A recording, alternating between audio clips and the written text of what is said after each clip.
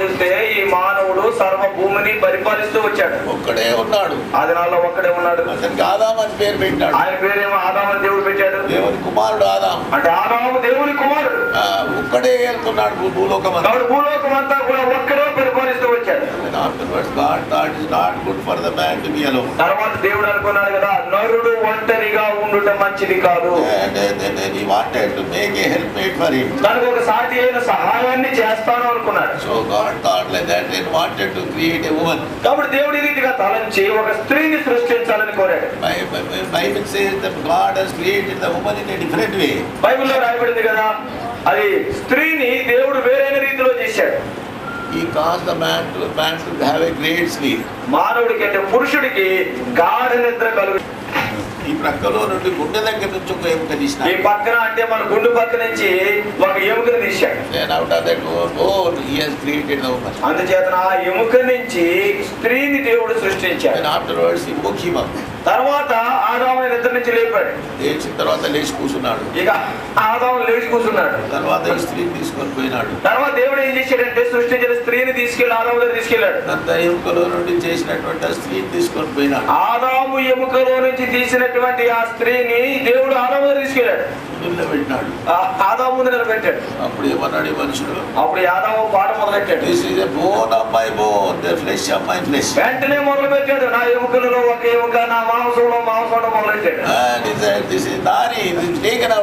నరుడి నుంచి నా నుంచి తీయబడింది కాబట్టి నారి అన్నాడు. ఆమెను ప్రేమించాడు. ఎందుకంటే తన నుంచే తీయబడింది ఆమె. అందుచేతనే దేవుడు అన్నాడు, భార్య భర్తలంటే ఏకైక వ్యక్తి, ఒకరినొకరు ప్రేమించుకోవాలి.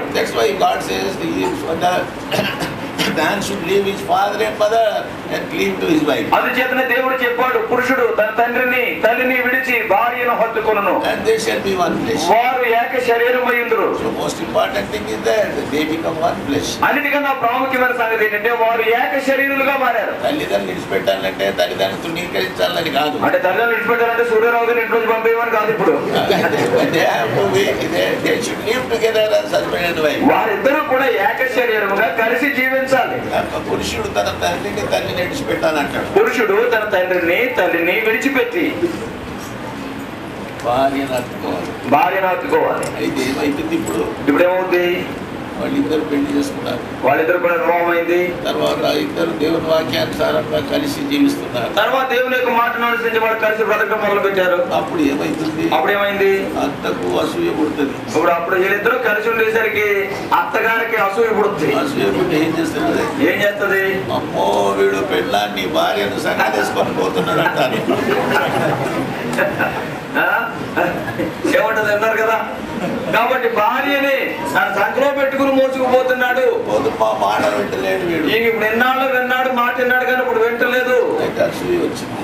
అప్పుడు అసూయ వచ్చేస్తుంది. అప్పుడు భార్య భర్తల మధ్య కొట్లాట పెట్టిస్తుంది. ఇప్పుడు భార్య భర్తల మధ్యలో ఏమవుతుంది? కొట్లాట వస్తుంది. తర్వాత వాళ్ళు విడాకులు అయిపోతారు. తర్వాత విడాకుల్లోకి వెళ్ళిపోతుంది. ఎందుకు? మూడో వ్యక్తి వచ్చి మధ్యలో వచ్చింది. ఎంతేనంటే ఆ సంసారంలో మూడో వ్యక్తి మధ్యలో దూరింది. మూడో వ్యక్తి రావద్దు. కాబట్టి సంసారంలో మూడో వ్యక్తికి చోట్లేదు. వాళ్ళిద్దరూ ఏక శరీరంగా ఉండాలి. వారిద్దరు కూడా ఏక శరీరమై వారి తలంచాలి. వారి తలంపులు ఒకే రీతిగా ఉండాలి. ఒకే రీతిగా వారు తలంచాలి. ఏక శరీరమై ఉండాలి. ఎందుచేతంటే వారిద్దరు ఏక శరీరము. తలంపులు జీవితంలో మరి అన్నింటిలో వారి తలంపులు కావచ్చు, వారి క్రియలు కావచ్చు, వారి జీవితం కావచ్చు, మాటలు కావచ్చు, ఏకరీతిగా ఉండాలి. కొన్నిసార్లు ఒక్క మనిషి కాక ఇద్దరు మనుషులు అవుతారు. ఒక్కోసారి ఒక్క మనిషి కాదు ఇద్దరు అవుతారు. ఎప్పుడైతారు? ఎప్పుడు? ఒకరికి ఒక విరోధంగా ఒకరు పాపం చేసినప్పుడు. కాబట్టి ఒకరికి విరోధంగా ఒకరు పాపంలో పడిపోతే వారు ఏక శరీరమై ఎదురైపోతారు. భర్త భార్యకు విరోధంగా పాపం చేసినప్పుడు ఇద్దరు రెండు మనుషులు అయిపోతారు. కాబట్టి భార్యకు విరోధంగా భర్త పాపం చేస్తే ఏక శరీరంగా ఉండరు, విడిపోతారు. ఎంతమంది ఇద్దరు మనుషులు అవుతున్నారు ఈ దినాల్లో. నేటి దినాల్లో చూడండి ఎంతమంది ఇద్దరు మనుషులుగా మారిపోతున్నారు. పాపాన్ని బట్టి. I will tell you why the sin has come later. ఈ పాపం ఎలా ప్రవేశించిందో తర్వాత చెప్తాను. అయితే ఇద్దరు మనుషులు ఎప్పుడవుతారు? ఇద్దరు మనుషులు ఎప్పుడు అవుతారు? పాపం చేసినప్పుడు, వ్యభిచారం చేసినప్పుడు, ఇద్దరు మనుషులు అయిపోతారు. అయితే దేవుని ఉద్దేశం ఏంటి? దేవుని యొక్క ఉద్దేశం ఏంటి? మనుషులుగా ఉండాలి, ఏక శరీరమై ఉండాలి, తర్వాత ఒకరినొకరు ప్రేమించాలి, ఒకరినొకరు ప్రేమించాలి. అందుకే దేవుడు గుండె దగ్గర తీసుకొచ్చిండు. ప్రేమించాలని చెప్పేసి హృదయం ప్రక్క నుంచి ఆ యువకుని దేవుడు తీశాడు. హృదయపూర్వకంగా భార్యను ప్రేమించాలి, అంటే హృదయపూర్వకంగా భార్యను భర్త ప్రేమించాలి. ఈ పక్క నుండి తెచ్చినాడు, అందుచేతనే పక్క నుంచి తీశాడు. అందుకే అన్నాడు, this is my bone of my bone and flesh of my flesh. వెంటనే ఆదాము అన్నాడు కదా, నా ఎముకలలో ఒక ఎముక, నా మాంసంలో మాంసమేమే. They were living very happily. సంతోషంగా బ్రతుకుతూ వచ్చారు. And they got the meat and they are very happily and God is coming to them like a father every day. వారు ఏదైనా తోటలో చక్కగా సంతోషంగా జీవిస్తూ వచ్చారు. దేవుడు ప్రతిదినం కూడా చల్లపుట్టివాడు వారి దగ్గరికి వస్తుండేవాడు. God planted many kinds of trees. దేవుడు అనేకమైన చెట్లు నాటించాడు. Like a garden. అది మంచి తోటలా ఉండింది. And then man was asked to eat every kind of food. మానవునికి నువ్వు సమస్తము తినవచ్చని దేవుడు చెప్పాడు. God planted one tree there. అయితే వాటి మధ్యలో దేవుడు ఒక చెట్టు వేశాడు. మంచి చెట్లను వివేచించినటువంటి యొక్క మంచి చెడ్డల తెలివినిచ్చు వృక్షాన్ని మధ్యలో నాటాడు. చెప్పి ఏమన్నాడు? ఈ చెట్టు పండు తిను, ఈ చెట్టు పళ్ళు అయితే నీకు వద్దు, అన్ని పండ్లు తిను, అన్ని తిను, ఈ చెట్టు పండ్లు తినొద్దు, ఈ చెట్టు పళ్ళు తినొద్దు. తింటే ఏమైతుంది? తింటే ఏమవుతుంది? చచ్చిపోతావు అన్నాడు. నిశ్చయముగా నువ్వు చనిపోతావు. ఇంకొకటి జీవ వృక్షం కూడా పెట్టినాడు. అక్కడే మరలా జీవ వృక్షాన్ని కూడా దేవుడు నాటాడు. ఈ పండు తిను, ఎప్పటికైనా బతుకుతావు. దీని తిను, నువ్వు ఎప్పటికైనా బ్రతుకుతావు. That is God's desire. దేవుని యొక్క ఆశ అది. So these people are living very happily. కాబట్టి ఇద్దరు కూడా సంతోషంగా బ్రతుకుతూ వచ్చారు. And the saddest thing has happened in the life of the family. తర్వాత ఆ కుటుంబంలో విచారకరమైన సంగతి జరిగింది. వీళ్ళు సంతోషంగా బతుకుతున్నారు, వీళ్ళు సంతోషంగా బ్రతుకుతున్నారు. దేవుడు ప్రతిదినం వస్తున్నాడు, దేవుడు ప్రతిదినం వాళ్ళని దర్శిస్తున్నాడు. వారి తండ్రిగా ఉంటున్నాడు. వాళ్ళకి ఏమో అక్కడ తండ్రిగా దేవుడు ఉన్నాడు. దేవుడు ఆయన ఆరాధిస్తున్నారు, దేవుడిని ఏమో ఎడతెక్క ఆరాధిస్తున్నారు, ఆయన మొక్కుతున్నారు, దేవునికి మొక్కుతున్నారు, ఆయన మహిమ తెస్తున్నారు, దేవునికి వారు మహిమ తెస్తున్నారు. ఇదంతా ఒకడు చూసినాడు. ఇదంతా ఒకడు చూశాడు. ఎవడు వాడు? ఎవడు? సైతాను. సైతాను చూశాడు. అయ్యో, దేవునికి మహిమ తీసుకొస్తున్నారు వీళ్ళు. వీళ్ళిద్దరూ కూడా దేవునికి పేరు తెస్తున్నారు. ఈ సంసారాన్ని నేను చెడగొడతాను, కాబట్టి ఈ సంసారాన్ని నేను చెడగొడతాను అనుకున్నాడు. దేవునికి మహిమ రాకుండా చేస్తాం, దేవుడికి మహిమ రాకుండా చేస్తాను అనుకుంటే వాళ్ళు సాయంకాలం వస్తుండేవాడు. మరి సాతాను పొద్దునే వచ్చేస్తుంటాడు, లేకపోతే మధ్యాహ్నం వచ్చుంటాడు. అప్పుడు అవ్వ ఆదాము ఒక్కరే ఉన్నారు. ఆ దినం చూస్తే ఏదైనా తోటలో ఆదాము అప్పుడు మాత్రమే ఉన్నారు. అప్పుడు పాము రూపం వేసుకొని వచ్చినాడు. అప్పుడు ఒక సర్పం రూపంలో తాను వచ్చాడు. సైతాన్ రూపము పాము రూపం. సైతాన్ రూపం ఎలా ఉంటుందంటే పాములాగా. అందుకే మన ఈ లోకంలో మనుషులు సైతాన్ కొలిచేవారు అందరూ పామును కొలుస్తారు. అందుచేతనే ఈ లోకంలో సైతాను కొలిచేవారు పామును పూజిస్తూ ఉంటారు. ఇది కూడా దేవుడు అంటారు, ఇది కూడా దేవుడే అంటారు. ఆ రూపంలో వచ్చినాడు. బైబిల్ చెప్తుంది, బైబిల్లో సర్పం రూపంలో వచ్చాడు. సైతాను సర్పం రూపంలో వచ్చింది. సైతానుడు సర్పం రూపంలో వచ్చాడు. వచ్చి స్త్రీ దగ్గరికి వచ్చినాడు. ఆ హవ దగ్గరికి వచ్చాడు. ఏమన్నాడు? అమ్మా ఇది నిజమేనా? దేవుడి పండు తినొద్దన్నాడా? అమ్మా ఇది నిజమా? దేవుడి చెట్టు ఫలాలు తినొద్దని చెప్పాడా? అయ్యా తినేదే కాదని ముట్టుకోవద్దన్నాడు. ఏమేముంది? అయ్యా తినేదే కాదు కదా, ఆ చెట్టును ముట్టుకోవద్దని చెప్పాడు. ముట్టుకున్న దినమే, తిన్న దినమే నువ్వు చచ్చిపోతామన్నాడు. తిన్న దినమే నువ్వు చచ్చిపోతావని చెప్పాడు. మీరు సావరు. వెంటనే సాతాను అన్నాడు కదా, మీరు సావనే సావరు, మీరు సావనే సావరు.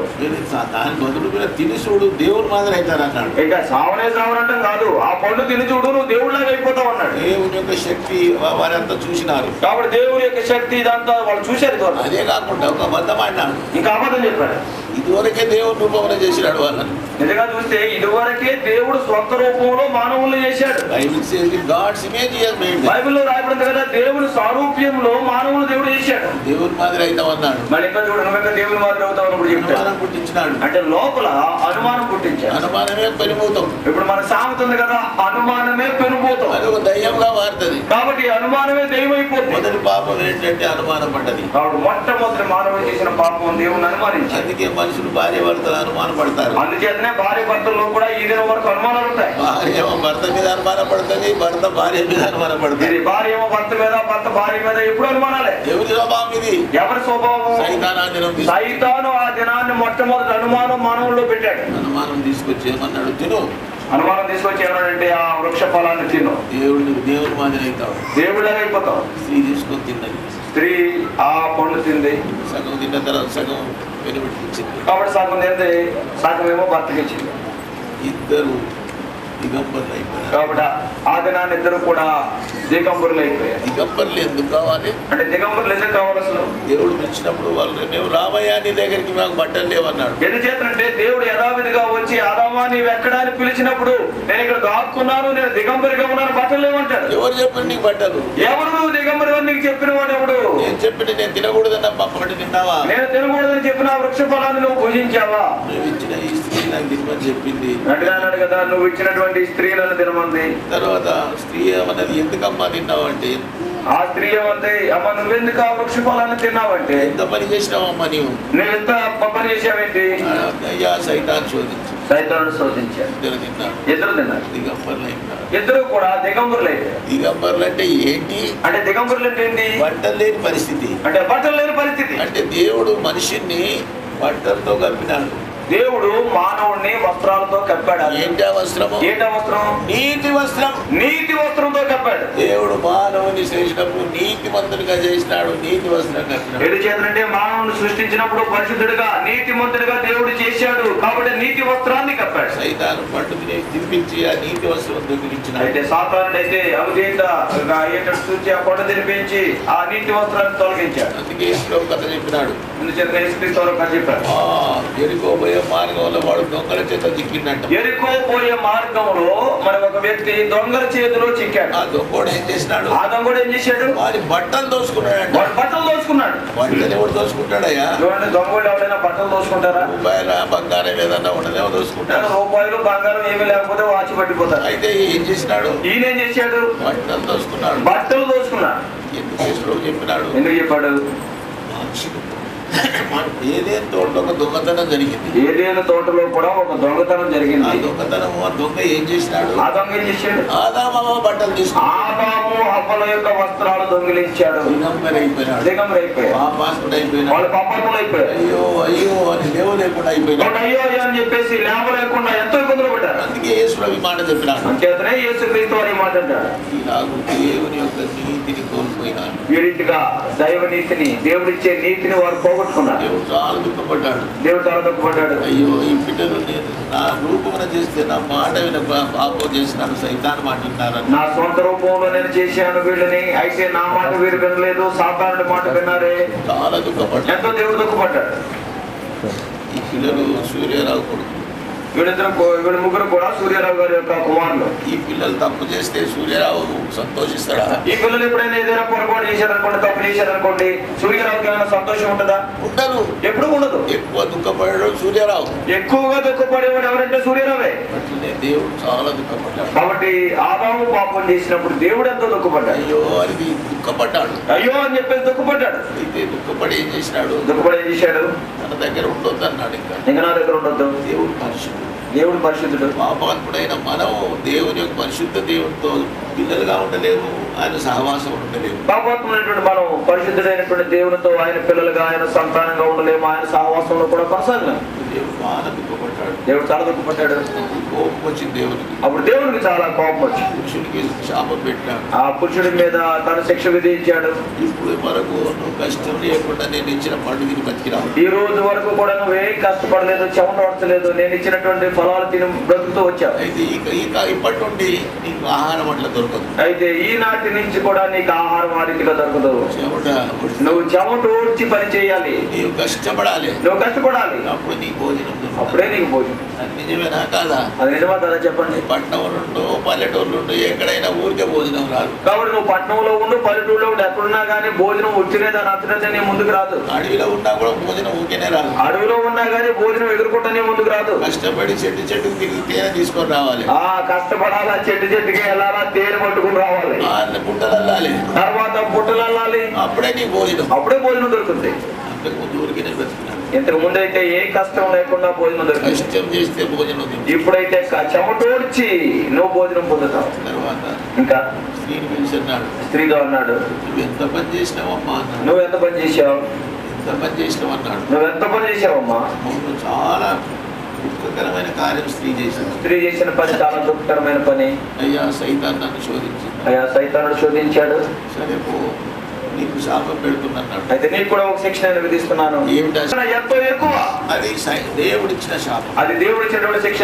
తర్వాత ఏం చేసినాడు? ఇంకా ఏం చేశాడు? సైతాను కూడా శాపం పెట్టాడు. సాతానుడు కూడా శాపం పెట్టాడు. నా సృష్టిని పాడు చేసినావు. నేను సృష్టించిన సృష్టి ఈ మానవుల్ని పాడు చేశావు. అయితే ఒక దినం నేను ఆ స్త్రీకి, ఏ స్త్రీనైతే నువ్వు మోసం చేసినావో ఆ స్త్రీకి నేను కుమారుని ఇస్తాను. అయితే నువ్వు ఏ స్త్రీనైతే నువ్వు మోసగించి ఈ పాపంలో నా ప్రజలు పడేశావు, ఆ స్త్రీకే నేను సంతానాన్ని ఇస్తాను. ఆ సంతానము నీ తల చిట్ట కొడతాడు. ఆ స్త్రీ సంతానము నీ సంతానం యొక్క తల చిత్తుకు త్రొక్కుతాడు. ఈ మాట స్త్రీ విన్నది. స్త్రీ మాటండి ఏడుస్తా ఉన్నది. ఏడుస్తుంది. మా ఏడు నువ్వు ఏడవద్దు. నీకు సైతానికి పెట్టిన శాపము నీకు దీవెన. సైతానికి నేను శాపం పెట్టాను కానీ అది నీకు దీవెన అవుద్ది. నీకు ఒక కుమారుడు ఇస్తాను. నీకు కుమారుడు ఇస్తా. ఆ కుమారుడు నీ శాపం తీసేస్తాడమ్మా. ఆ కుమారుడు నీకున్న శాపాన్నంతా వైదొలిగిస్తాడు. సైతాను నా నాశనం చేస్తాడు. సైతానునే నీ కుమారుడు నాశనం చేస్తాడు. అప్పుడు నీకు ఉన్న శాపం వెళ్ళిపోతుంది. అప్పుడు నీకుండే శాపం పోతుంది. తర్వాత ఏం చేసినాడు? తర్వాత ఏమైంది? ఇద్దరిని దేవుని కుమారులను జీవవృక్షమునకు పో మార్గమును కాల్చుటకు ఇటు అటు తిరుగుతున్న ఖడ్గ జ్వాలను నిలవబెట్టాను. ఆదామును వెళ్ళగొట్టి వెళ్ళిపో. ఇక్కడ వెళ్ళిపో. నా తోటలో నుండి వెళ్ళిపో. ఇక నా యొక్క ఏదైనా తోట నుంచి వెళ్ళిపో. నా గేటు మూసేసినాడు. వెంటనే తలుపు ద్వారా మూసేశాడు. మూసేసి అక్కడ ఖడ్గ జ్వాలను నిలవబెట్టాడు. అక్కడ ద్వారంలో పెట్టి కెరూబులను పెట్టాడు. పెట్టాడు. అక్కడ కెరూబుల్ని ఖడ్గ జ్వాలని పెట్టాడు. మళ్ళీ నువ్వు ఇదో లోపలికి రావద్దు. మళ్ళీ లోపలికి రావద్దు. ఏడుచుకుంటూ పోతున్నారు. ఇంకా ఆదాము ఏడుచుకుంటూ వెళ్తున్నాడు. బయటికి వెళ్ళిపోయాడు. ఏదేం తోట బయట పోయినాడు. ఏదేం తోట వెళ్ళిపోయాడు. తర్వాత కాపురం ఎక్కడ పెట్టాడు? ఇప్పుడు కాపురం ఎక్కడ పెట్టాడు? ఏదేను తోట అవతల కాపురం పెట్టాడు. ఏదేను తోటకు ఆవల బయట కాపురం పెట్టాడు. అక్కడ ఒక మాట లేదు. ఎప్పుడైనా మళ్ళీ ఆదాము దగ్గరికి వచ్చినట్టు. కాబట్టి ఇక మళ్ళీ ఆదాము దగ్గరికి వచ్చినట్టు ఒక్క మాట లేదు. ఏదేను తోట బయట పెట్టినప్పుడు దేవుడు లేని సంసారం అయింది. ఎప్పుడైతే ఏదేను తోట నుంచి వారు బయటికి వెళ్ళిపోయారో దేవుడు గాని దేవుని సహవాసం గాని లేని వారుగా మారారు. పాపము దేవుడు లేని సంసారం. కాబట్టి పాపం ఏం చేస్తుందంటే దేవుడు లేని సంసారంగా మన జీవితాన్ని మారుస్తుంది. మీ సంసారంలో దేవుడు ఉన్నాడా? కాబట్టి నీ సంసారంలో దేవుడు ఉన్నాడా? చాలా సంసారంలో దేవుడు లేడు. నేటి దినాన్ని చూస్తే చాలా సంసారాల్లో దేవుడు లేడు. దేవుడు లేకుంటే దుఃఖము, కష్టము, వేదన. ఒకవేళ దేవుడు లేకపోతే ఎంతో దుఃఖం, కష్టం, వేదన వస్తుంది. అయితే దేవుడు ఏమన్నాడు? నీకు ఫలించడానికి చెప్పినాడు. మీరు ఫలించి అభివృద్ధి పొందడం అన్నాడు. అంతకు ముందే అన్నాడు కదా, నువ్వు ఫలించి అభివృద్ధి పొంది అనేటువంటి ఆశీర్వాదం దేవుడు ఇచ్చాడు. అంటే పిల్లలు ఇస్తారు. అప్పటి నుంచి మనుషులందరూ దుర్మార్గులై పాపం చేస్తూ, ద్వేషిస్తూ, కొట్టుకొచ్చు, చంపుకొచ్చు జీవిస్తున్నారు. ఆనాటి నుంచి కూడా మనుషుల్లో ఈ ద్వేషము, కక్షలు ఇవన్నీ విస్తరించిపోయాయి. కొట్లాడుకుంటున్నారు, చంపుకుంటున్నారు, ఈ రీతిగా బ్రతుకుతున్నారు. ఎక్కడ కూడా సమాధానం లేదు. నేడు దినాల్లో చూస్తే ఎక్కడ సమాధానం లేదు. ఎక్కడ కొట్లాడే, ఎక్కడే చూసినా కొట్లాడలే. ఎక్కడ సమాధానం లేదు. ఎక్కడ కూడా శాంతి లేదు. సంసారంలో సమాధానం లేదు. సంసారాల్లో శాంతి లేదు. కారణం ఏంటి? కారణం ఏంటి? మనుషుల్లో ఉండే పాపం. అందును బట్టి పౌలు అంటాడు. అందుకే పౌలు అంటాడు కదా, అందరూ పాపం చేసి దేవుడు అనుగ్రహించి మహిమను పొందలేకపోయినారు. 3:23 అందరూ పాపం చేశారు. ఏ భేదం లేదు. అందరూ పాపం చేసి దేవుడు అనుగ్రహించే మహిమను పొందలేకపోతున్నారు. లేడు, మంచోడు ఒక్కడు లేడు. ఒక్కడు కూడా లేడు. నీతిమంతుడు లేడు, ఒక్కడు లేడు అంటాడు. That is the state of the world. లోక పరిస్థితి అది. అందరూ పాపాత్ములైపోయినారు. అందరూ కూడా పాపాత్ములైపోయారు. పాపంలో జీవిస్తున్నారు. లోకమంతా పాపంలో లోకమంతా ఊగిసలాడుతూ ఉంది. ఇలా కష్టపడుతున్నారు, దుఃఖంలో ఉంటున్నారు, పాపం చేస్తున్నారు, పాపంలో జీవిస్తున్నారు, పాపంలో బ్రతుకుతున్నారు. భర్త భార్యకు విరోధంగా పాపం చేస్తుంది. భార్యకు విరోధంగా భర్తకు విరోధంగా భార్య పాపంలోనే బ్రతుకుతున్నారు. భార్యను వచ్చి అన్నా మా కోసం ప్రార్థన చేయంటారు. కొన్ని సార్లు కొంతమంది భార్యలు వస్తారు, మా దగ్గర గురించి ప్రార్థన చేయమంటారు. అన్నా నా గురించి ప్రార్థన చేయండి అని. మా దేనికోసం? ఎందుకు ప్రార్థన చేయాలి? నా పెనిమిటి నన్ను ప్రేమించడన్నా. అన్నా నా పెనిమిటి నన్ను ప్రేమించడం లేదు.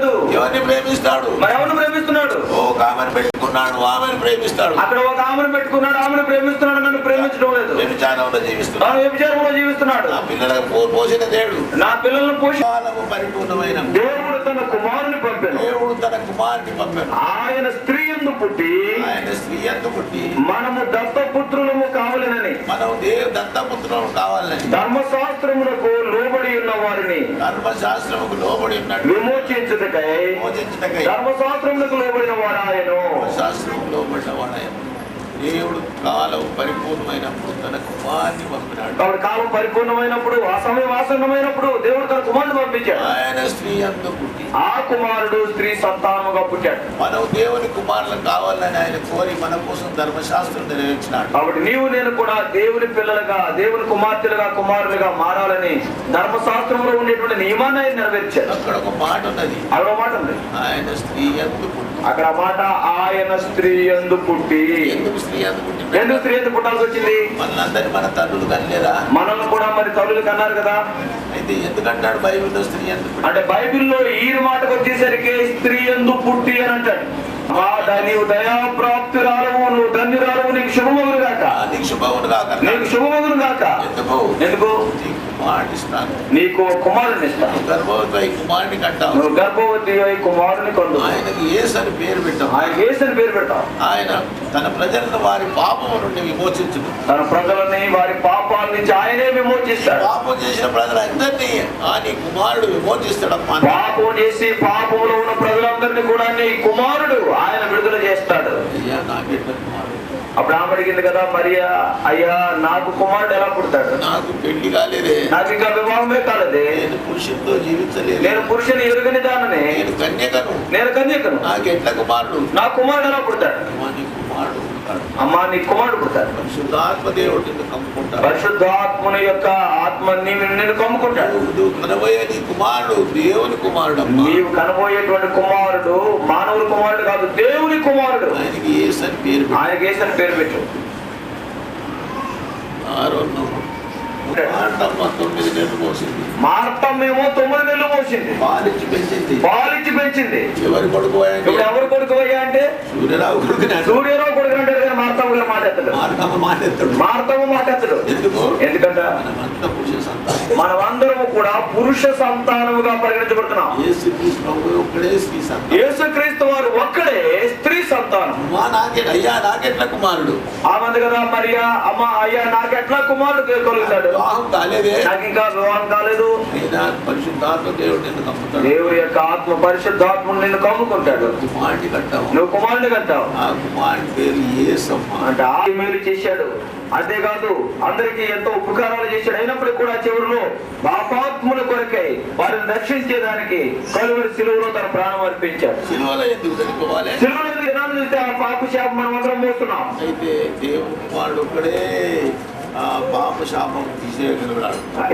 దేవుని కుమారుడు యేసుక్రీస్తు వారు ఒక్కడే ఆ శాపాన్ని, ఆ పాపాన్ని తొలగించగలిగిన సమర్థుడు. మనం ఇంకనూ పాపులమై ఉండగా బైబిల్లో ఉంది, మనం ఇంకనూ పాపులమై ఉండగా క్రీస్తు మన కోసం పంపాడు. యుక్త కాలంలో క్రీస్తు మన కొరకు చనిపోయింది. దేవుడు లోకం ఎంతో ప్రేమించాడు. ఇంకా బైబిల్లో ఉంది కదా, దేవుడు లోకాన్ని ఎంతో ప్రేమించాడు. కుమారుని పంపినాడు. ఆయన కుమారుని పంపించాడు. ఆయన విశ్వాసం వాడు నశించగా నిత్య జీవం పొందినట్లు ఆయనను పంపినాడు. ఎందుకంటే దేవుని కుమారుని యేసుక్రీస్తునందు ఎవరైతే విశ్వాసం ఉంచుతారో వారు నశించుకోకుండా ఎల్లకాలం నిత్య జీవం పొందడానికి ఆయన పంపాడు. మన దుఃఖానికి, మన బాధకు, సంసారం ఉన్న వాటి కారణం పాపం.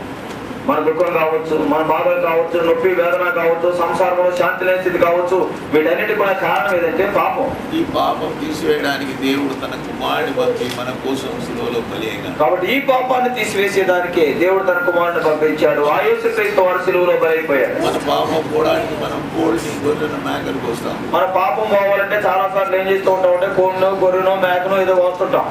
దేవుడు ఏం చేసినాడు? దేవుడు ఏం చేశాడు? మన కుమారుని బలిచ్చాడు. కుమారుణ్ణే బలిచ్చాడు. కుమారుని బలిగా ఇచ్చినాడు. మన కుమారుణ్ణే బలిగా ఇచ్చాడు. శిలువ మీద బలిగా ఇచ్చాడు. శిలువ మీద ఆయన బలిగించాడు. అందుకే తన కుమారుని యేసు రక్తం ప్రతి పాపం నుండి మనం విముక్తులుగా చేయనట్టు. అందుచేతనే బైబిల్లో ఈ మాట ఉన్నది, ఆయన కుమారుడైన ప్రభువైన యేసుక్రీస్తు రక్తము మన ప్రతి పాపం నుండి మనల్ని కడిగి పవిత్రులుగా చేయను. అప్పుడు ఆయన నమ్ముకున్న వారు నీతిమంతులు అవుతారు. అప్పుడు యేసుక్రీస్తు వారిని నమ్ముకుంటే నీతిమంతులు మనం అవుతాం. పాపం పోతుంది. అప్పుడు పాపం పోతుంది. ఉదాహరణకి యేసు ప్రభువుని సిలువ వేసినారు. యేసుక్రీస్తు వారిని సిలువ వేశారు. యేసు ప్రభువా, నీ రాజ్యంలో నీవు నన్ను జ్ఞాపకం చేసుకో. నా కోసం నువ్వు బలి అవుతున్నావు. నా కోసం నువ్వు చనిపోతున్నావు. నువ్వు నాకన్నా పాపాలు క్షమించు. నా పాపాలు క్షమించు. నా పరలోకం తీసుకోకుండా వెంటనే యేసుక్రీస్తు వారు రా పరదేశంలోనికి పరలోకానికి నేను నిన్ను తీసుకెళ్తా. ఎందుకు యేసు ప్రభు పని తన ప్రాణం విడిచిపెట్టి పరలోకానికి పోతున్నాడు. యేసుక్రీస్తు వారు అధిరాన్ని బలైపోయి తాను ప్రాణం పెట్టి పరలోకానికి వెళ్తున్నాడు. దావీదు 24వ కీర్తనలో రాస్తున్నాడు. దావీదు 24లో అంటాడు, ఎట్లయినా పరలోకానికి పోతున్నాడు. ఏ రీతిగా ఆయన పరలోకానికి వెళ్తున్నాడు? సైతాను జయించి యుద్ధశూరుడైపోతున్నాడు. సైతానుని జయించి యుద్ధ శూరుడుగా ఆయన వెళ్తున్నాడు. పరలోకానికి వెళ్తున్నాడు. పరలోకానికి వెళ్తున్నాడు. పోగిన గేటు మూయబడ్డది. అక్కడ తీరా చూస్తేనేమో ఆ గేటు మూసేసిన పరలోక గుమ్మాలు. ఎప్పుడు మూసేసినాడు? ఎప్పుడు మూసారు ఆ గుమ్మాన్ని? ఆదామును వెళ్ళగొట్టినప్పుడు మూసేసినాడు. ఆదామును తోటలో నుంచి బయటికి వెళ్ళగొట్టినప్పుడు ఆ గేటు మూసేసాడు. మళ్ళీ రావద్దు నీవు, నువ్వు రావద్దని. అయితే ఆయన వస్తున్నాడు. ఇప్పుడు యేసుక్రీస్తు వారు వస్తున్నాడు. ఆయన వెనక ఇంకోడు వస్తున్నాడు. ఆయన వెనకాల యేసుక్రీస్తు వారి వెనకాల ఇంకోడు ఉన్నాడు. ఎవరయ్యా? ఎవరు? ఎవరు? దొంగ. శిలువ మీద పక్కన వేలాడిన దొంగ. అయ్యా నీ రాజ్యంలో నన్ను జ్ఞాపకం చేసుకో. నీ రాజ్యంలో నన్ను జ్ఞాపకం చేసుకున్నాడు. పోదాపా, నేను పోతున్నాను. రాజ్యంలో నేను పోతున్నా, నా వెనకాల వచ్చేయన్నాడు. వెనకనే వస్తున్నాడు. వెనకాలే వచ్చాడు. వచ్చినప్పుడు గేట్ అప్పుడే తీరా చూస్తే ఆ గుమ్మాలు మూయబడ్డాయి. యేసు ప్రభు రాగానే గుమ్మం తెరవబడ్డాయి. యేసుక్రీస్తు వారు అక్కడికి రాగానే ఆ గుమ్మాలు తెరవబడ్డాయి. గ్రంథకర్త రాస్తాడు. కీర్తన గ్రంథకర్త రాస్తాడు, గుమ్మములారా మీ తలలు పైకెత్తుడి. 9వ వచనము 24 కీర్తన 9వ వచనంలో, గుమ్మములారా మీ తలలు పైకెత్తుకొనుడి, రాజు ప్రవేశించినట్టు మహిమగల రాజు ప్రవేశించినట్లు మిమ్మల్ని లేవనెత్తుకొనుడి. పురాతనమైన తలుపు, పురాతనమైన తలుపులారా, తలుపు పాత తలుపది. ఏదేను తోటలో పోయబడిన తలుపు, ఏదేను తోటలో మూసివేయ మాత్రమే తెలుసుకుంటాయి. యేసు ప్రభు వచ్చినప్పుడు ఏదేను తోట తలుపు ఊరికే తెలుసు. కాబట్టి యేసుక్రీస్తు వారు అక్కడికి రాగానే ఏదేను తోట తలుపు కూడా అలా తెలుసుకుంది. కెరూబులు వెనుకకు పడిపోయినారు. కెరూబులు వెనుకకు పడిపోయినారు. వెంటనే అక్కడ కాపులో ఉన్నటువంటి కెరూబులు వెనకబడ్డారు. ఆయన లోపలికి వెళ్ళాడు. ఆయన ఎప్పటికి ఇంకోడు పోయినాడు. యేసుక్రీస్తు వెనక ఇంకోడు దూరేశాడు. నువ్వు రావద్దన్నారా? నువ్వు రావద్దన్నారా? అనలేరు వాళ్ళు. ఎప్పుడు అనలేరు కదా. ఆయన వెనకనే వస్తున్నాడు. ఆయన వెనకాలే ఆయనే తీసుకొస్తున్నాడు. యేసుక్రీస్తు వారు చేస్తున్నాడు. పరలోక రాజ్యం కాబట్టి పరలోక రాజ్యం. యేసుక్రీస్తు ప్రభు మనం పరలోక రాజ్యం తెలియాలి. పిల్లరా, ఈ మాట గుర్తుంచుకోండి. యేసుక్రీస్తు వారే నీకు నాకు పరలోక రాజ్య ద్వారాలు తెరవాలి. ఆయన కుమారులకు కుమార్తెలకు కావాలి. మనం నీవు నేను ఆయన కుమారులుగా ఆయన కుమార్తెలుగా మారాలి. ఆ నిలవ దొంగ ఎట్లయితే నీతిమంతుడైనాడు, జీవించడానికి వచ్చాడు. యేసు ప్రభు వారి జీవితంలోకి వచ్చినాడు. యేసుక్రీస్తు వారు వారి జీవితాల్లో ప్రవేశించాడు. ఇంకేం కష్టం మరి? భార్య భర్తలు కొట్లాడతారా? ఇంకా భార్య భర్తలు కొట్లాడతారా చెప్పండి? కిరికిరి ఉండదు. ఇంకా దాంట్లో కిరికిరి ఏమి ఉండదు. ఏం కొట్లాట ఉండదు. కొట్లాట ఉండదు. అదే ప్రభు ఈ పిల్లోళ్ళు, అదే ప్రభు ఈ అమ్మాయిలో. కాబట్టి అదే యేసుక్రీస్తు వారు ఆ అబ్బాయిలో ఉన్నాడు, అదే యేసుక్రీస్తు వారు అమ్మాయిలో ఉన్నాడు. ఇంకా కష్టం ఎక్కడ? ఇంకేం కష్టం ఉంటుంది? కొట్లాడు. ఇంకెప్పుడు కొట్లాట ఉండదు. దేవుని బిడ్డలు వాళ్ళు దేవుని బిడ్డలు. ప్రార్థన చేసుకుంటారు. ప్రతి దినము ప్రార్థన చేసుకుంటారు. ఒకరినొకరు ప్రేమించుకుంటారు. ఒకరినొకరు ప్రేమించుకుంటారు. ఒకరినొకరు ద్వేషించరు. ఒకరినొకరు ద్వేషించరు. ఒకరికి విరోధంగా ఒకరు పాపం చేయరు. ఒకరికి విరోధంగా ఒకరు పాపం చేయరు. పరిశుద్ధమైన పిల్లలు ఉంటారు. వాళ్ళు దేవుని పరిశుద్ధమైన పిల్లలుగా ఉంటారు. ఎందుకంటే ఆ యేసు ప్రభు శిలువలో చనిపోయినటువంటి యేసు ప్రభు వారి పాపాలు తీసేసినాడు. ఎందుచేతంటే శిలువలో చనిపోయినటువంటి యేసుక్రీస్తు వారు వీరి పాపాలు తీసివేశారు. ఏడుస్తున్న అవ్వ యొక్క కళ్ళు నీళ్లు తుడిచినట్టు ఈ పిల్లల కళ్ళు నీళ్లు తుడిచినాడు. కాబట్టి ఆ దినాన్ని ఏడుస్తున్నటువంటి అవ్వ యొక్క కన్నీళ్లు దేవుడు తుడిచినట్టుగా ఈ పిల్లల యొక్క కన్నీళ్లు కూడా దేవుడు తుడిచాడు. వారి పాపాలు క్షమించాడు. వారి పాపాలు క్షమించాడు. దేవుని బిడ్డలైనారు. దేవుని బిడ్డలైపోయారు. అప్పుడు వారి ఇద్దరిని తీసుకొచ్చి సంసారం గడిపితే సంతోషం. అప్పుడు ఆ రీతిగా పాపాలు క్షమించబడిన ఇద్దరిని తీసుకుని వచ్చి సంసారంలో పెడితే ఆ సంసారం సంతోషంగా ఉంటుంది. మళ్ళీ ప్రతి సాయంత్రం దేవుడు వాళ్ళ ఇంటికి వస్తాడు. మళ్ళీ ప్రతి సాయంత్రం దేవుడు మీ ఇంటికి వస్తాడు. ఆదాము వాళ్ళ ఇంటికి ప్రతి సాయంత్రం చల్లని వేళ దేవుడు చల్లపూట వేళ దేవుడు ఆదాము అవ్వను దర్శించేవాడు. ప్రతి దినం కంటిన్యూస్ గా మీ ఇంట్లో సంసారంలో దేవుడు ఎడతెగకుండా ప్రభు నమ్మాడు కనుక. కాబట్టి ఆ ప్రభు అడవులుందని పట్టణంలో ఉండని దేవుడు ఉంటాడు. కాబట్టి అడవిలో ఉన్నా పట్టణంలో ఉన్నా దేవుడు మన గృహాల్లో ఉంటాడు. అట్లే ఈ పిల్లల గృహంలో యేసు ప్రభు ఉంటాడు. అదే రీతిగా ఈ పిల్లల యొక్క గృహాల్లో కూడా యేసు ప్రభు ఉంటాడు. సంతోషకరమైన గృహం. అప్పుడు యేసు ప్రభు ఉంటే అది సంతోషకరమైన ఇల్లు. యేసు ప్రభు ఈ లోకానికి వచ్చినప్పుడు, అంటే యేసుక్రీస్తు వారి లోకానికి వచ్చినప్పుడు యోహాను సువార్త 2వ అధ్యాయంలో పెళ్లికి పోయినాడు. యోహాను సువార్త 2వ అధ్యాయంలో యేసు ప్రభు వారు పెళ్లికి వెళ్ళాడు. మొదటి 2 వచనాలు యోహాను సువార్త 2:1-2 చదవండి. యోహాను సువార్త 2వ అధ్యాయము మొదటి 2 వచనాలు. 3వ దినమున గలిలయలోని కానా అను ఊరిలో ఒక వివాహం జరిగెను. యేసు తల్లి అక్కడ ఉండెను. యేసును ఆయన శిష్యులను ఆ వివాహములకు పిలువబడి మూడవ దినమున యేసు ప్రభు సేవ ఆరంభించినాడంట. మూడవ దినాన్ని యేసు క్రీస్తు వారి సేవ ఆరంభించాడు. మూడవ దినమున ఒక పెళ్లి చేసినాడంట. మూడవ దినంలో పెళ్లి చేశాడు. ఆయన ఇంటి ఆ పెళ్లికి పోయినాడంటే ఆయనే చేసినాడు. అంటే ఆయన పెళ్లికి వెళ్ళాడంటే ఆయనే చేశాడు. Head of the home. ఎందుచేతనంటే ఆ ఇంటిలో శిరస్సుగా ఆయన ఉన్నాడు. సో ఈ వెంట పర్ఫార్మ్ ద మ్యారేజ్. ఆయన వెళ్ళి వివాహం చేశాడు. యేసు ప్రభువును వాళ్ళు ఆహ్వానించారు. యేసు ప్రభువును వాళ్ళు ఆహ్వానించారు. సూర్యరావు నన్ను ఆడ నుంచి హైదరాబాద్ నుంచి అన్నా నా కొడుకులు పెళ్లి చేస్తున్నారు నువ్వు రా అన్నాడు. సూర్యరావు ఏమన్నాడు? హైదరాబాద్ నుంచి అన్నా నా ముగ్గురు కొడుకులు పెళ్లి ఒకేసారి చేసేస్తున్నాను, తొందరగా రా అన్నాడు. నేను వస్తానయ్యా. నేను కూడా వస్తానన్నా. అట్లనే ఈ పిల్లలు కూడా యేసు ప్రభువు ఆహ్వానించారు. అదే రీతిగా వీరు యేసు ప్రభువును ఆహ్వానించారు. పత్రిక ఇస్తే మనం వచ్చాం. వాళ్ళు పత్రిక ఇస్తే మనం వచ్చాం. వాళ్ళు ఏం చేయాలి? వాళ్ళు చేయాలా? ఆ పత్రిక అటు పంపాలి. ఆ పత్రిక దేవుడికి పంపాలి, పైకి పంపాలి. పైకి పంపాలి.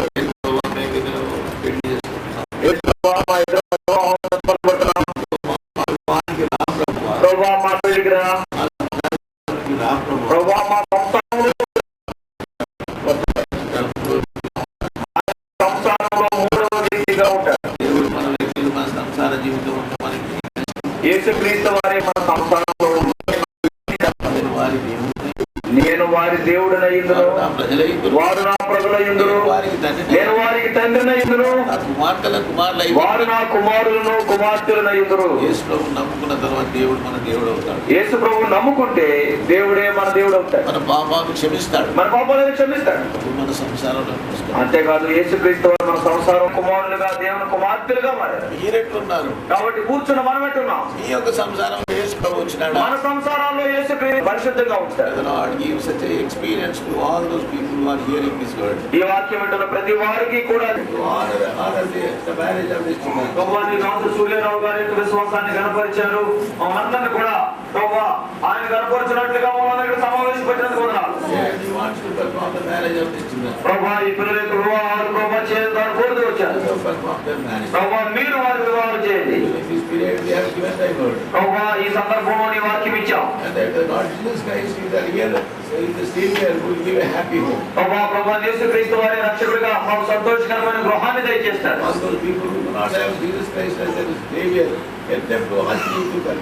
ప్రభువా ఇంకా ఎవరెవరైతే ప్రభువా యేసుక్రీస్తు వారిని రక్షకుడిగా అంగీకరించలేదో తమ పాపాలు క్షమించినట్లుగా ప్రభువా వారు మిమ్మల్ని కోరుకుందరుగా క్షమించండి. నీ పిల్లలుగా వారిని మార్చుకోనండి. ప్రభువా సంతోషకరమైన గృహం వారికి దయచేయండి. ప్రభువా ఈ ప్రియుల నిమిత్తమై ప్రార్థిస్తూ ఉన్నాం. ఈ ప్రియుల యొక్క గృహాలు మీరు కట్టండి. తమను తాము మీకు ప్రతిష్ఠించుకుంటూ ఉండగా వారి ప్రార్థన మీరు ఆలకించండి. ప్రభువా ఈ ప్రియుల యొక్క ఇల్లు మీరు చక్కగా కట్టండి. యేసుక్రీస్తు వారి పరిశుద్ధమైన నామములో ప్రార్థన పెడుతున్నాం తండ్రి. ఈ రీతిగా ప్రార్థనలో మౌనంగా ఉండి వారు ప్రార్థిస్తారు. మొట్టమొదట ఆరోను ప్రార్థిస్తాడు. తర్వాత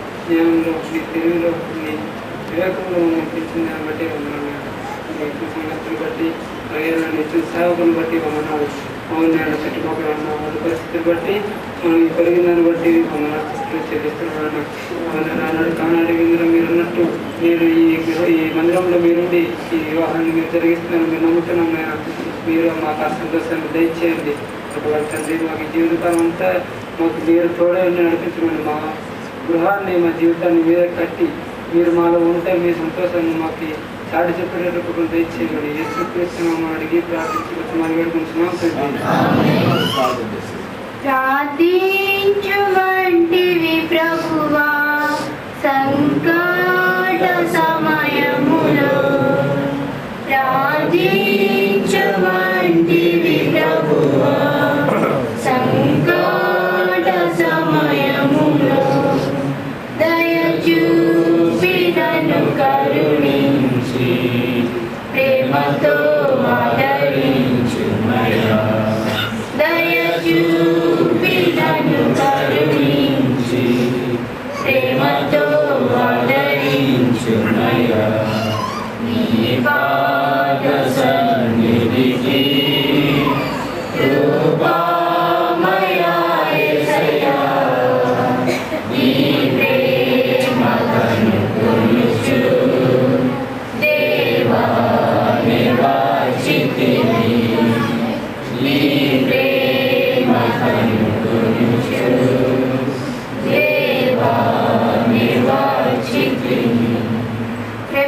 విజయం లేవా నీకు ఏమైనా మన స్తోత్రం చెల్లించుకుంటాం తండ్రి. ప్రభా ఉదయకాల సమయంలో వాతావరణానికి పొందని ప్రభా మీ యొక్క సేవకులను ఆత్మ చేత అభిషేకించుకుని మీ యొక్క వాక్యం మాకు అందించినందుకే వందన స్తోత్రం చెల్లించుకున్నాం తండ్రి. ప్రభా మీ యొక్క వాక్యం ద్వారా మేము ఎందుకు జీవించాలో మాకు నేర్పించండి తండ్రి. ప్రభా నా యొక్క జీవితం చూడగా ఎందుకు పనికిరాని తండ్రి ప్రభా నీ కృపలో జ్ఞాపకం చేసుకున్నాం ప్రభా నీకు వందన ప్రభా. ప్రభా నిత్య నాశనానికి పోవాల్సిందని ప్రభా నరకానికి పోవాల్సిందని ప్రభా మీ జ్ఞాపకం చేసుకుని నీ ప్రియ కుమార్ని ఈ లోకాన్ని పంపించి ఆయన రక్తం ద్వారా నా పాపలకు విమోచన దయచేసినందుకే వందలు ప్రభా. నేను కూడా నీ యొక్క రాజ్యంలో ఒకనాడు ఉంటానని నిరీక్షణ నాకు ఇచ్చినందుకే వందల స్తోత్రం చెల్లించుకుంటాను తండ్రి. ప్రభా నా యొక్క శ్రమలలో నా యొక్క కష్టంలో నా యొక్క బాధల్లో నాకు తోడుగా ఉన్నందుకే నీకు వందలు ప్రభా. నాకు ఆశ్రయదుర్గంగా నా కోటగా తండ్రి దేవుని ప్రభావ నైనా ఇంతవరకు సహాయం చేసిన దాన్ని బట్టి ఉన్నది తెలుసుకుంటాం ప్రభావ. ఎందుకు పనికిరాని పాపని దుర్బాధులు ఇచ్చి నా తల్లి గర్భంలో రూపింపబడక మునిపే నేను పాపిని ప్రభావ అయితే నేను నశించుకోవడం ఇష్టం లేక ప్రభావ ఈ లోకంలో నా కొరకే ఈ లోకాన్ని దిగి వచ్చి రిక్తుడిగా మారి ప్రభావ ఓ దేవా నా కొరకే చనిపోయి ప్రభావ నీ యొక్క రక్తం ద్వారా నేను ఈ లోకంలో అన్నిటికంటే ముఖ్యమైనది నేను రక్షణ, అటువంటి రక్షణ నాకు ఇచ్చిన ప్రభావ నేను అంత రక్షణ నిరీక్షణ నాకు ఇచ్చిన దేవా ఎంతగానో గొప్పది దానికి ఎక్కడ దొరకదు ఇంకేమీ లేదని నీ యొక్క వాక్యం సెలవిస్తుంది ప్రభావ. అటువంటి నాకు రక్షణ ఇచ్చినందుకు వందనాలు చెల్లించుకున్నాను ప్రభావ. అంతేకాక ప్రభావ దైవభక్తి గల నీ యొక్క సేవ నీ యొక్క కాడిని మోసే తల్లిదండ్రులను ఇచ్చిన ప్రభావ నీ యొక్క భయభక్తుల్ని ప్రభావ నీ యొక్క వాక్యాన్ని ఎలా నేర్చుకోవాలని వాక్యాన్ని లోబడి వాక్యానికి అనుసారంగా ఎలా జీవించాలని ప్రభావ నీ యొక్క తల్లిదండ్రులని ప్రభావ మంచి తల్లిదండ్రులు మాకు దయచేసి నిదానం బట్టి వందాను ప్రభావ. నా తల్లిదండ్రులు ప్రతిదినం ప్రభావ కుటుంబ ప్రాంతంలో మాకు ప్రభావ మీరు తల్లిదండ్రుల ద్వారా మాట్లాడుతూ ప్రభావ నీ యొక్క వాక్యం ద్వారా మాట్లాడుతూ మిమ్మల్ని బోధిస్తూ నన్ను హెచ్చరిస్తూ ప్రభావ నీ యొక్క రాజ్యంలో ఎలా ప్రవేశించాలో ప్రభావ నీకు ఇక ఆయుష్కరమైన నీకు ఇష్టం కానీ ఏమున్నాయో ప్రభావ మేము పరీక్షించుకుంటూ ప్రభావ ప్రభావ అటువంటి నీ యొక్క పరలోక రాజ్యానికి ఒక్కదారిలాగుటకు నేను సిద్ధపరచడానికి ఇచ్చిన తల్లిదండ్రులను బట్టి వందలు చెల్లించుకుంటున్నాం ప్రభావ. దేవా నీకే చెల్లించుకున్న ప్రభావ నేను బాగా దినం నుండి ప్రభావ యవన దినం వరకు ప్రభావ దేవా నీ కాపాడుతూ వస్తుంది దాన్ని బట్టి వందలు చెల్లించుకున్న ప్రభావ యవన సమయంలో ప్రభావ నేను నీ యొక్క చేతులు అప్పగించుకున్న ప్రభావ మీరే మా యొక్క జీవితాల్లో నాయకత్వం వహించండి ప్రభావ. మీరే ఆధీనం ఉండండి ప్రభావ. మీ యొక్క స్వాధీనం మమ్మల్ని ఉంచుకోండి ప్రభావ. మీ యొక్క వాక్యానుసారంగా మీ యొక్క పిలుపుని అనుసారంగా మేము జీవించే వారంగా మనం సిద్ధపరిచిన ప్రభావ. మీరే మహిమాగంత ప్రార్థిస్తున్న ప్రభావ. నాకు ఇచ్చిన రక్షణకై నీకే స్మరించుకుంటే చిన్న ఆరాధన సమర్పిస్తున్నాం తండ్రి. జ్ఞాన సుందరి ప్రార్థిస్తారు. మరియు పరిశుద్ధమైన రాజా పరిశుద్ధమైన పాదం తండ్రి ప్రభావ. ఇంతవరకు ప్రభావ యొక్క కార్యాన్ని బట్టి వందనాస్తోత్రం తండ్రి ప్రభావ. నాకు జీవితంలో చేసిన ప్రత్యేకమైన బట్టి వందనాస్తోత్రం తండ్రి. నశించుకోవచ్చు నన్ను వెతికి రక్షించి ప్రభావ ఇలా కొనుకొచ్చి ఏమైనా పాపానికి ప్రభావ కటిగి ఇంకా పరిశుద్ధపరిచి దేవాన్ని యొక్క రాజ్యానికి భవిష్యత్తు చేసుకున్నందుకు వందనాస్తోత్రం చెల్లించుకుంటున్నాను తండ్రి ప్రభావ. దేవ నాకు మంచి భాగస్వామి గురించి ప్రార్థించినప్పుడు నీకు సంకలం చెప్పిన ప్రభావ దేవ యొక్క ప్రేమను బట్టి వందనాస్తోత్రం చెల్లించుకుంటున్నాను తండ్రి ప్రభావ. దేవ పెద్దవారి పట్ల ప్రభావ సంఘం పట్ల నా కుటుంబం పట్ల ప్రభావ నేను దేవ నడుచుకున్నట్లు ఒక సహాయం చేయాలని ప్రార్థిస్తున్నాను తండ్రి. దేవ నీకు వందనాస్తోత్రం చెల్లించుకుంటూ ప్రభావ నా పట్ల ప్రభావ లక్షణ పట్ల నేను చేసిన ప్రత్యేకమైన పట్ల వందనాస్తోత్రం చెల్లించుకుంటూ నేను వచ్చిన స్థుతి ఆరాధన నా ప్రభావాలకు సమర్పించుకుంటున్నాను తండ్రి. ప్రేమానమ్మకం గల మొదలకు తండ్రి నీకే వందనాలు స్తుతులు స్తోత్రాలు దేవా. ఏ యోగ్యత నేను ఉన్నాను, నేను మట్టి పాత్ర ఉంటున్నాను. నువ్వు ఎన్నుకొని దేవా ఈ ఉదయకాల సమయంలో నువ్వు ఈ రీతిగా నన్ను నేను స్థిరపరిచినందుకు నీకే వందనాలు స్తుతులు స్తోత్రాలు దేవా. దేవా పాపంలో కొట్టుకూర్చున్న నా జీవితాన్ని దేవా నీ గొప్ప రక్షణ నుంచి నీ నిరీక్షణకై నన్ను కనిపెట్టుకుని ఉండటం ఇచ్చిన గొప్ప ధన్యత కొరకై నీకు స్తుతులు స్తోత్రాలు దేవా. నిజమే దేవా నేను నోటి మాన్యత లేని వాడిని అయినప్పటికీ దేవా నాకు నా గురించి నువ్వు ఈ దీనికి వచ్చి దేవా నీ పరిశుద్ధ రక్తం నా గురించి కాల్చుకుపోయిన నువ్వు ఇచ్చిన ధన్యత కొరకై నీకే వందనాలు స్తుతులు చెల్లించుకుంటున్నాను. ఈ గొప్ప దేవా నీకే స్తుతులు స్తోత్రాలు దేవా. నేను ఎన్నటికీ దేవా ప్రభు అని పిలుపుటకు కూడా నేను ఎలా తెలియనివాడిని దేవా. అయినటికీ నన్ను దేవా నువ్వు ఇప్పుడు ఎంతగానో ప్రేమించి గొప్ప దేవా ఈ రక్షణ ఇచ్చిన కృపను బట్టి నీకు వందనాలు స్తుతులు చెల్లించుకుంటున్నాను. మంచి సామర్థ్యం ఇచ్చినామయ్యా. చిన్ననాటి నుండి నాకు ఇంట్లో మరి దేవుని నిలిచినామయ్యా. నేను అప్పుడప్పుడు నేను దేవ నీ మార్గం తప్పిపోయినప్పటికీ దేవ నీ నాకు కోడి తన పిల్లల్ని ఎటు రీతిగా అయితే కాపాడుతూ వస్తుందో అటు రీతిగా నన్ను కాపాడుతూ వచ్చిన నీ కృపను బట్టి నీకు వందనాలు స్తుతులు చెల్లించుకుంటూ ఈ చిన్న స్థితి ఆరాధన చేసినామని అడిగి పెట్టుకుంటున్నాం తండ్రి.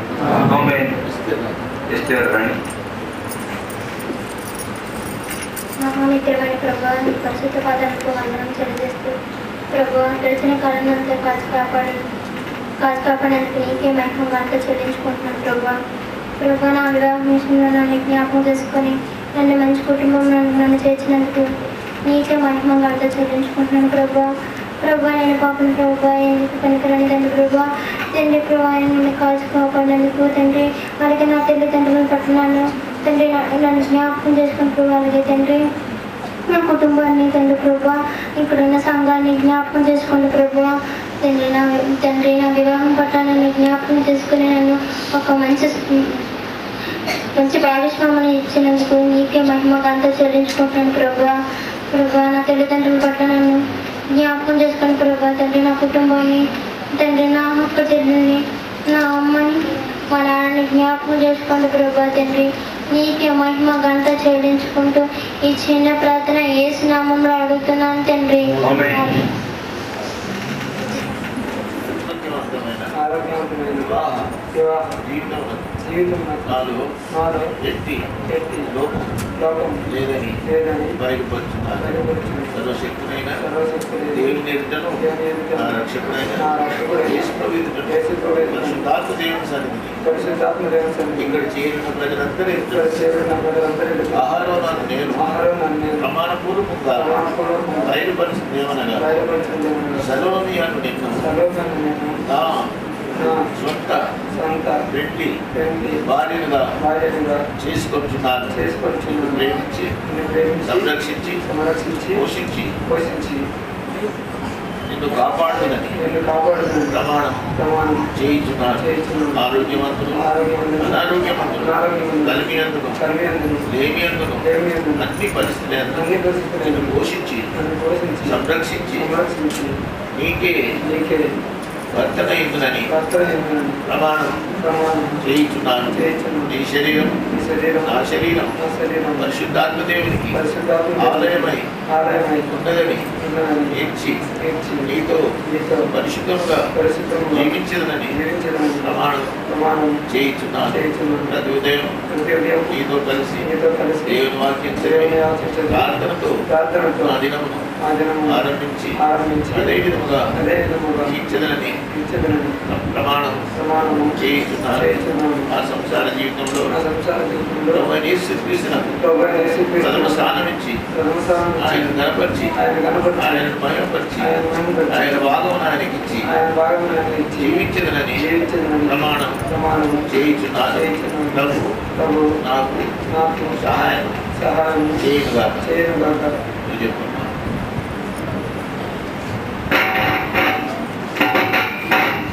సర్వశక్తుడైన దేవుని ఎదుటను నా రక్షకుడైన యేసు ప్రభు ఎదుటను పరిశుద్ధాత్మ దేవుని సన్నిధిని సలోమియాను నేను ప్రమాణపూర్వకంగా బయలుపరిచిన దేవనగా ఆరోగ్యవంతమైన వివాహ జీవితమున నాలో ఎట్టి లోపము లేదని బయలుపరుచున్నాను. సర్వశక్తుడైన దేవుని ఎదుటను నా రక్షకుడైన యేసు ప్రభు ఎదుటను పరిశుద్ధాత్మ దేవుని సన్నిధిని ఇక్కడ చేరి ఉన్నాను. ప్రజలందరి ఎదుటను సలోమియాను నేను ప్రమాణపూర్వకంగా బయలుపరిచిన దేవనగా అహరోను నిన్ను నా సొంత పెళ్లి భర్తనుగా చేసుకొచ్చున్నాను.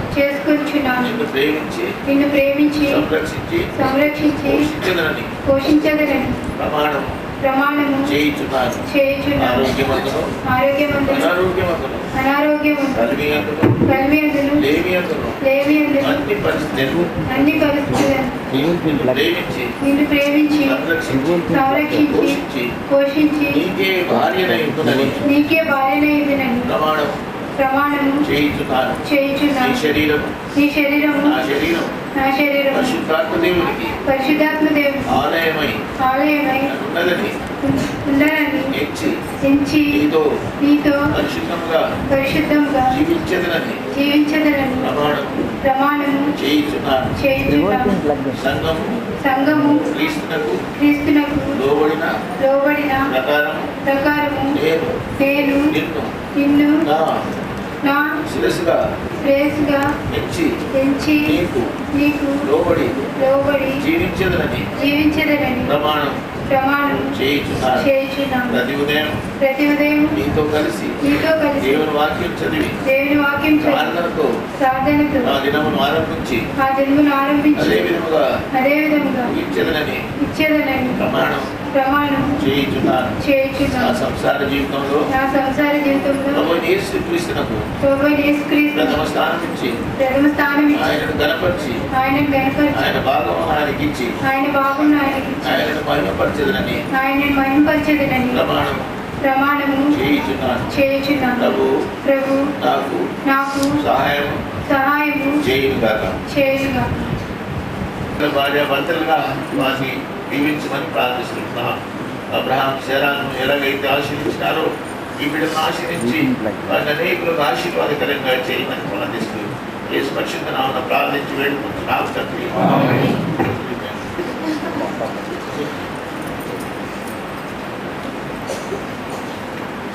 వారు చేసిన ప్రమాణాలు మీరు విన్నారు.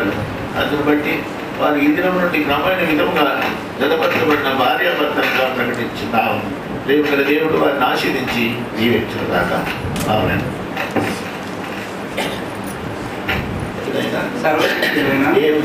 దేవుని ఎదుటను నా రక్షకుడైన యేసు ప్రభు ఎదుటను పరిశుద్ధాత్మ దేవుని సన్నిధిని ఇక్కడ చేయనున్న ప్రజలందరూ ఎదుటను మోషే అని నేను ప్రమాణపూర్వకంగా బయలుపరిచిన దేవునిగా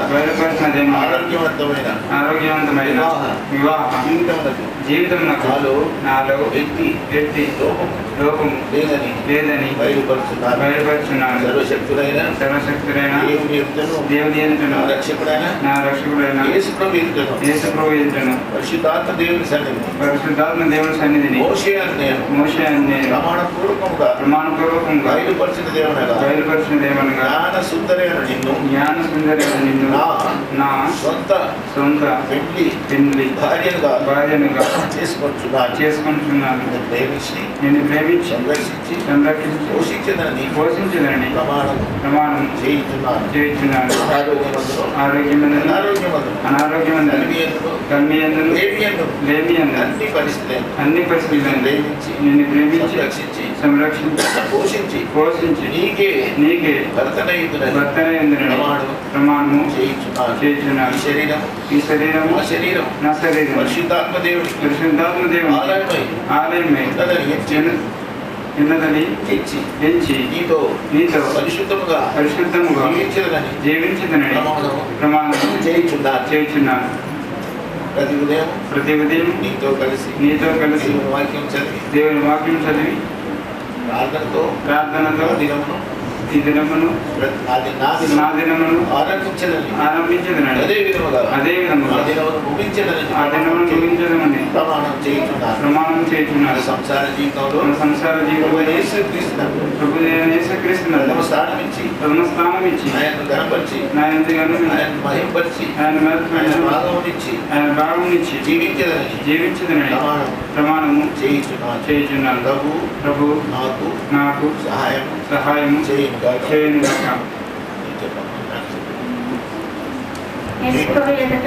చేయబడుతుంది.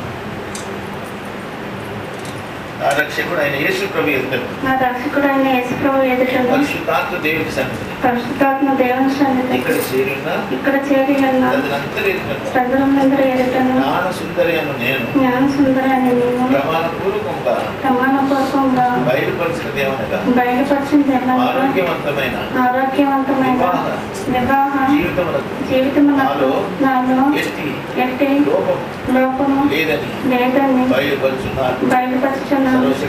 సర్వశక్తుడైన ఈయనని ఎదుటను నా రక్షకుడైన యేసు ప్రభు ఎదుటను పరిశుద్ధాత్మ దేవుని సన్నిధి పరిశుద్ధాత్మ దేవుని సన్నిధిని ఇక్కడ చేరిన ప్రజలందరూ ఎదుటను ఇక్కడ చేరిన ప్రజలందరూ ఎదుటను జ్ఞానసుందరాన్ని నేను ప్రమాణపూర్వకంగా బయలుపరిచిందేమనగా మోషే అని నేను నా సొంత పెళ్లి భర్తనుగా చేసుకొచ్చున్నాను. నేను ప్రేమించి సంరక్షించి పోషించదనని ప్రమాణం చేస్తున్నాను. ఆరోగ్యమందును అనారోగ్యమందును కన్యయందును లేనియందును అన్ని పరిస్థితులు ఎందును నిన్ను ప్రేమించి సంరక్షించి పోషించి నీకే భార్యన ఇందునని ప్రణామం చేయుచున్నాను. నీ శరీరం నా శరీరం పరిశుద్ధాత్మ దేవుని ఆలయమై ఉన్నదని ఎంచి నీతో పరిశుద్ధముగా జీవించదనని ప్రమాణం చేయుచున్నాను. సంఘము క్రీస్తునకు లోబడిన ప్రకారము నేను నిన్ను నా శిరస్సుగా ఎంచి నీకు లోబడి జీవించదనని ప్రణామం చేయుచున్నాను. నా సంసార జీవితంలో ప్రభు యేసుక్రీస్తును ఆయన కనపరిచి ఆయన భాగం ఆయనకిచ్చి ఆయన జీవించదనని ప్రమాణం చేయుచున్నాను. ప్రభు నాకు సహాయము చేయుగాక.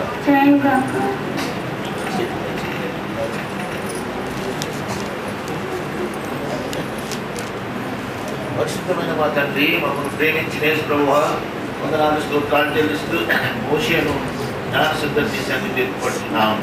తండ్రి, వారు మీ సన్నిధి చేసినటువంటి ప్రమాణాలు విన్నారు. ఈ ప్రమాణాలకు బద్దులండి జీవించడానికి సహాయపడండి.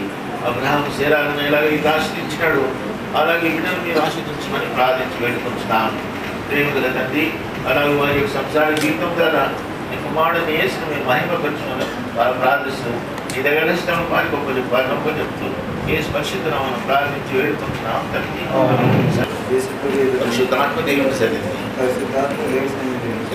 నేను ప్రమాణపూర్వకంగా బయలుపరిచినదేమనగా ఆరోగ్యవంతమైన వివాహ జీవితమునకు నాలో ఎట్టి లోపము లేదని బయలుపరుచున్నాను. నేను సర్వశక్తుడైన దేవుని ఎదుటను నా రక్షకుడైన యేసు ప్రభు ఎదుటను పరిశుద్ధాత్మ దేవుని సన్నిధిని ప్రమాణపూర్వకంగా బయలుపరిచినదేమనగా ఎస్తేరు రాణి అని నిన్ను నా సొంత భార్యనుగా చేసుకుంటున్నాను. సంరక్షించి పోషించదని ప్రమాణం చేయించున్నాను.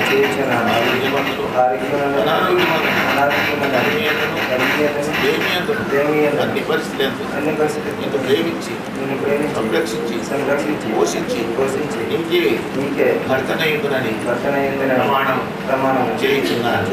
నీ శరీరం నా శరీరం పరిశుద్ధాత్మ దేవునికి ఆలయమై ఉన్నదని ఎంచి నా జీవితాంతం పర్యంతం నీతో పరిశుద్ధముగా జీవించదనని ప్రమాణం చేయించున్నాను. ప్రతి ఉదయం నీతో కలిసి దేవుని వాక్యం చదివి ప్రార్థనతో ఆ దినమును ఆరంభించదని అదే విధముగా ఆ దినమును ముగించదనని ప్రమాణం ప్రమాణము చేయించున్నాను. చేయించున్నాను. నా సంసార జీవితంలో నా సంసార జీవితంలో ప్రభువైన యేసుక్రీస్తునందు ప్రభువైన యేసుక్రీస్తునందు ప్రథమ స్థానం ఇచ్చి ప్రథమ స్థానం ఇచ్చి ఆయన కనపరిచి ఆయనను మహిమపరిచదని ఆయన మహిమపరచుదనని ప్రమాణము చేయించున్నాను. ప్రభు నాకు సహాయం చేయను గాక.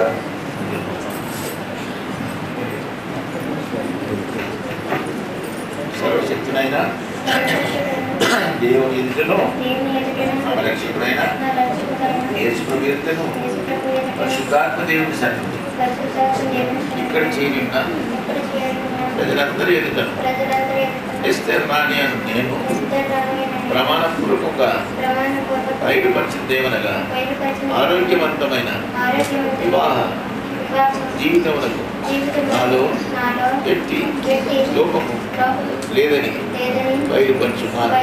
సర్వశక్తుడైన దేవుని ఎదుటను నా రక్షకుడైన యేసు ప్రభు ఎదుటను పరిశుద్ధాత్మ దేవుని సన్నిధిని ఇక్కడ చేరి ఉన్న ప్రజలందరి ఎదుటను ఎస్తేర్ రాణి అని నేను ప్రమాణపూర్వకంగా బయలుపరిచిన దేవనగా డానియేలను నిన్ను నా సొంత పెళ్లి భర్తలుగా చేసుకొచ్చున్నాను. నిన్ను ప్రేమించి సంరక్షించి పోషించదనని ప్రమాణం చేయించున్నాను. ఆరోగ్యమందును అనారోగ్యమందును కలిమియందును లేమియందును అన్ని పరిస్థితులు నిన్ను ప్రేమించి సంరక్షించి పోషించి నీకే భార్యనై పొందునని ప్రమాణం చేయించున్నాను. నీ శరీరం నా శరీరం పరిశుద్ధాత్మ దేవునికి ఆలయమై ఉన్నదని ఎంచి నీతో పరిశుద్ధముగా జీవించదనని ప్రమాణం చేయించున్నాను. సంఘము క్రీస్తునకు లోబడిన ప్రకారం నేను నిన్ను నా శిరస్సుగా ఎంచి నీకు లోబడి